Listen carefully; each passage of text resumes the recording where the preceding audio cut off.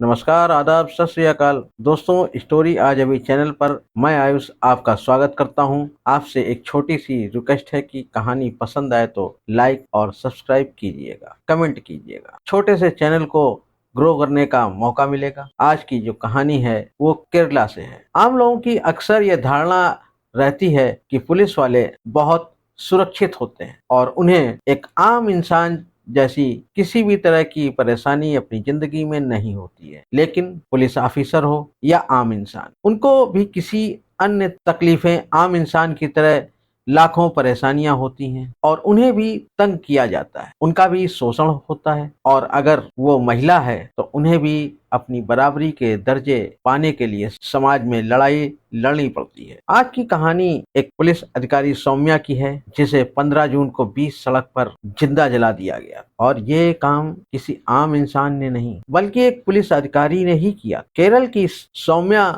पुष्करण पाणिकुतराम police station में constable के रूप में काम करती थी और उनके पति एक प्राइवेट कंपनी लीबिया में नौकरी करते थे। लीबिया में नौकरी के कारण वो अक्सर विदेश में ही रहते थे और उन्हें एक दो बार ही भारत आने का मौका मिलता था। इन दोनों के 3 बच्चे भी थे और सब कुछ बेहतर रूप से चल रहा था। क्योंकि सरकारी नौकरी थी, 3 बच्चे थे, एक हंसता खेलता परिवार। साथ ही सौम्या की माँ, जो उसी शहर में बेटी सौम्या के पास ही दूसरे मकान में रहती थी, और उनकी जिंदगी में एक भूचाल ऐसा आता है जब बेटी की ट्रेनिंग के दौरान एक अन्य पुलिस स्टेशन में काम करने वाले पुलिस ऑफिसर एजाज से मुलाकात होती और एजाज पहली बार सौम्या को देखता है और उसे देखने के बाद पहली ही नजर में उस पर फिदा हो जाता है। अब जानबूझकर एजाज सौम्या से बातचीत करना चाहता था और वो खुद ही बातों का सिलसिला शुरू कर देता है और ये बातों का सिलसिला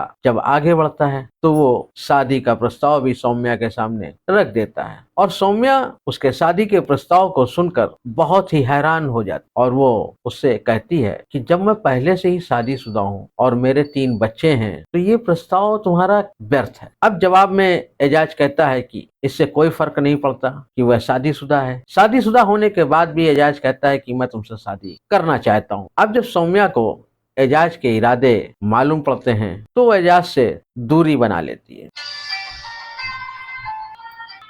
और सौम्या को एजाज से दूरी बनाना ही थोड़ा आसान लग रहा था, क्योंकि वो सिरफिरों वाली एक बातचीत कर रहा था कि शादीशुदा होने की बात बताने पर भी वो एक बोल रहा था कि मैं फिर भी तुमसे शादी करना चाहता हूँ, तुमसे रिलेशन बनाना चाहता हूँ। अब जब सौम्या ने उससे दूरी बना ली, कुछ दिन तक उन दोनों के बीच में कोई बातचीत नहीं होती है और ये बात भी आई गई हो जाती है। एजाज फिल्में देखता था, फिल्मों से बड़ा प्रभावित भी था और फिल्में देखने के कारण उसके दिमाग में तो एक अलग ही कल्पना चल रही थी और वो एक तरफा मन ही मन सौम्या से प्यार भी करता था और इसी फिल्मी क्रम में उसने सौम्या के साथ दोस्ती बढ़ाने की कोशिश की। सौम्या ने जब उसको मना किया तो उसने माफी भी मांगी और कुल मिलाकर के वो अपने व्यवहार में इस तरह से सौम्या को दिखाना चाहता था कि जैसे उसने जो गलतियां की हैं और उनकी जो माफी मांग रहा है, उन गलतियों का एहसास उसे है। सौम्या को ये लगे और सौम्या को भी शायद ये लगता है कि सब कुछ ठीक और एजाज अपने किए पर शर्मिंदा भी है, तो वो दोबारा से बातचीत शुरू कर देते। अब चूंकि इनकी दोस्ती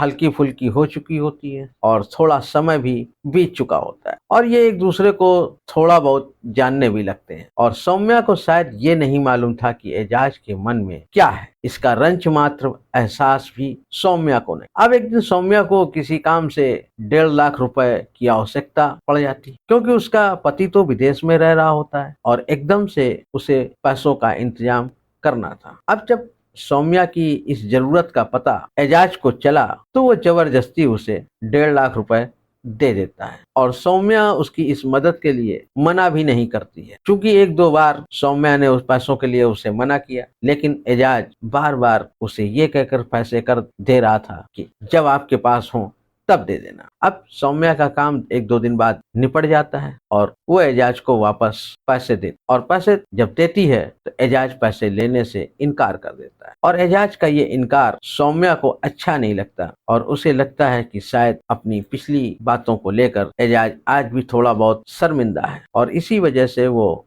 उससे पैसे लेने के लिए इनकार कर रहा है। जब एजाज पैसे नहीं लेता है तो सौम्या एजाज के अकाउंट में पैसे जमा करवा दे, लेकिन एजाज वहीं नहीं रुकता है और वो पैसे जमा कराने को लेकर सौम्या से नाराज भी होता है और दोबारा से सौम्या के खाते में 1.5 लाख रुपए जमा करा देता है। और इधर सौम्या के खाते में जैसे ही 1.5 लाख रुपए आते हैं तो उसे थोड़ा अजीब लगता है, क्योंकि एजाज उसके लिए एक साधारण मित्र ही था। भले ही उसने पैसे सौम्या को वापस कर दिए थे, लेकिन 1-2 दिन बाद जब सौम्या को उसके कुछ इरादों का पता चलता है तो वो फिर से सावधान हो जाता, क्योंकि उसे कुछ बातें एजाज की अजीब लगती थी और कहीं ये लगता था कि शायद एजाज के मन में आज भी उसके लिए प्यार है और एजाज दोस्ती का दिखावा कर रहा है। और ये पैसों के लेन देन की घटना के बाद दोनों आमने सामने भी हो जाते हैं, क्योंकि अब पता ये लग चुका था कि सौम्या एजाज के मन की बात जान गई है। इस बात को एजाज अच्छी तरह से जान चुका था। एजाज एक दूसरा रास्ता अपनाता है और सौम्या को परेशान करना इस बीच वो शुरू कर देता है और साथ ही अपने प्रेम प्रस्ताव को पुनः उसके आगे रखता है। क्योंकि दोस्ती के दौरान वो दोनों थोड़ा नजदीक भी आ गए थे और एजाज सौम्या के बारे में काफी कुछ जान भी चुका था, उसके फोन नंबर, घर का पता जहां वो रहती थी। और इसके बाद वो धीरे धीरे फिर से सौम्या पर अपना हक जमाना शुरू कर देता है और उस तरह का हक जताता है जैसे एक पति अपनी पत्नी पर हक जताता है। वो सौम्या से इस तरह से पूछताछ करता था कि कहाँ गई थी, और जो भी जानकारी उसको मिलती थी वो सौम्या से बड़ी चतुराई और हक के साथ पूछताछ करता था। और इस तरह की पूछताछ सिर्फ एक आशिक ही या ईर्ष्यालु व्यक्ति, ईर्ष्या से ग्रसित व्यक्ति जैसे अपनी पत्नी से या गर्लफ्रेंड से बातचीत करता है, इसी तरह एजाज सौम्या से बातचीत करता था। और उसकी बातचीत का अंदाज कुछ इस तरह होता था कि जैसे वो उसका मालिक हो, और एक मालिक तो क्या बल्कि वो सौम्या से एक पत्नी की तरह ही ट्रीट करता था। और सौम्या एजाज की इस तरह की बातों से बहुत परेशान हो जाती थी, क्योंकि उसे बात बात पर हर पूछताछ का आंसर एजाज को देना पड़ता था। और एजाज की इस तरह की हरकतों से तंग आकर सौम्या एक बार अपना नंबर भी बदलती है, और बल्कि एक बार ही नहीं, बार बार वो अपना नंबर बदलता। अब एजाज उससे एक बार नंबर बदलने का कारण जानना चाहता है, दोबारा पूछता है और तिबारा में सौम्या पर जूते से हमला कर देता है। और जब वो थोड़ा थक जाता है तो उसके ऊपर बोतल में लाया हुआ पेट्रोल डाल देता है। गनीमत यह थी कि पेट्रोल डालने के बाद उसने आग नहीं लगाई, सिर्फ सौम्या को धमकी दी। आप अंदाजा लगाइए, एक पुलिस ऑफिसर और 3 बच्चों की माँ, उसे जूतों से मारा जा रहा है और सौम्या ने उस पुलिस अधिकारी के इस कृत्य की कहीं कोई लिखित रिपोर्ट दर्ज नहीं कराई। हालांकि उसने एक बार एक सब इंस्पेक्टर से इस बारे में बातचीत की और उन्होंने उसे निर्देश भी दिया कि वो तुरंत एक रिटन कंप्लेंट लिख करके एजाज के खिलाफ जरूर दाखिल करवा दे। लेकिन ऐसा पता नहीं क्या कारण था कि सौम्या शायद डरती थी या कोई और कारण था, लेकिन सौम्या ने लिखित शिकायत नहीं दर्ज करवाई। और इधर एजाज उसे काफी धमकियां दिया करता और उन धमकियों में उसे ये करने वो करने की बातें तमाम तरह की शामिल होती हैं, जिन्हें एक पुरुष और स्त्री के बीच में जो बातें होती हैं उन्हें कहा नहीं जा सकता। और अब जब इतना सब कुछ हो रहा था तो ये भी तय था कि तमाम अश्लील टिप्पणियां, बदजवानी की भाषा, यानी जो एक पति पत्नी के बीच में बातें हो सकती हैं, इस तरह की भी बातें एजाज करता था। और हो सकता है कि शायद एजाज ने सौम्या का शारीरिक शोषण भी किया हो या कर रहा हो। हालांकि सौम्या ने अपनी माँ को ये बात साफ साफ बता दी थी कि एजाज उसे परेशान करता है और उसे जान से मार डालने की धमकी भी देता है। इसी बीच सौम्या ने ऊब कर एजाज का नंबर ब्लॉक कर दिया, तो एजाज ने अलग अलग नंबरों से सौम्या को फोन करना शुरू किया। अब चूंकि सौम्या के लिए वो एक परेशानी का सबब बन चुका था, ड्यूटी के दौरान भी वो उसे परेशान करता था और सौम्या फोन बंद रख, जबकि एजाज ये चाहता था कि सौम्या फोन चालू रखे। और इन्हीं सब बातों से ऊब कर सौम्या ने अपने नंबर बदले थे, जिसके एवज में सौम्या को उसने जूतों से पीटा भी था, उस पर पेट्रोल भी डाला था। आप समझ सकते हो, अंदाजा लगा सकते हो कि शायद एजाज यहाँ तक तो नहीं रुका होगा, जरूर ही उसने सौम्या से शारीरिक संबंध बनाने की कोशिश की होगी। जैसी कि एक आम धारणा पुरुषों के मन में रहती है कि अगर कोई औरत अकेली रह रही है और उसका पति बाहर काम कर रहा है और वो उससे साल में एक दो बार ही मिल पाता है, तो सामने वाले पुरुष को यह लगता है कि उस महिला को भी एक पुरुष की तलाश होगी। और जब एजाज और सोनिया की पहली मुलाकात हुई थी तब सोनिया 33 वर्ष की, और जब सौम्या की मृत्यु हुई तो उसकी उम्र 37 वर्ष, यानी पूरे 4 साल वो यह सब कुछ बर्दाश्त करती रही। आप सोचिए उसने कितनी मानसिक पीड़ा, कितनी शारीरिक पीड़ा सहन की होगी, जबकि एजाज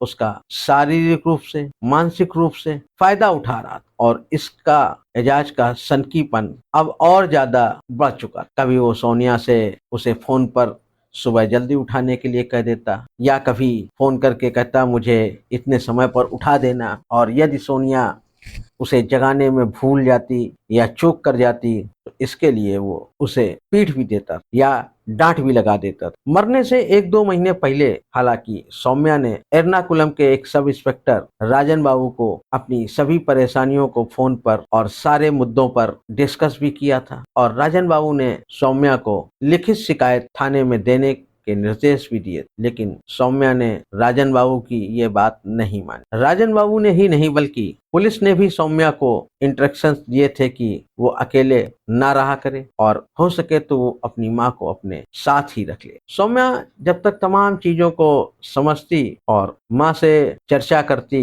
इन सब परेशानियों को लेकर, इसी बीच 15 जून का दिन था और इसी दिन एजाज ने सौम्या का कत्ल करने की योजना बनाई। उसने अपनी इस योजना में अपने एक पहचान वाले से उसकी कार मांगी और उस शख्स से कहा कि मुझे 2 घंटों के लिए अपनी कार दे सकते हो, और वो उस कार को लेकर वहां से आ जाता है। और उसके जान पहचान वाले ने भी वो कार अपने किसी परिचित से उधार ली। अब एजाज जब कार लेकर आता है और जिस समय सौम्या अपनी स्कूटी पर जा रही होती है तो कार में से स्कूटी पर ठोकर मारता है, यानी कार से स्कूटी को हिट करता है। और जब सौम्या टकराने के बाद सड़क पर गिर जाती है तो वो तुरंत कार से बाहर निकलता है और एक चाकू निकालता है और उस चाकू को सौम्या की गर्दन पर रखता है, यानी अब उसने सौम्या को पूरी तरह से अपने कब्जे में ले लिया। और इससे पहले कि आसपास के लोग कुछ समझ पाए या सौम्या की मदद को आगे बढ़ पाए, क्योंकि ये सारा मामला 20 सड़क सरेराह हो रहा था, इसी बीच वो कार का दरवाजा खोलता है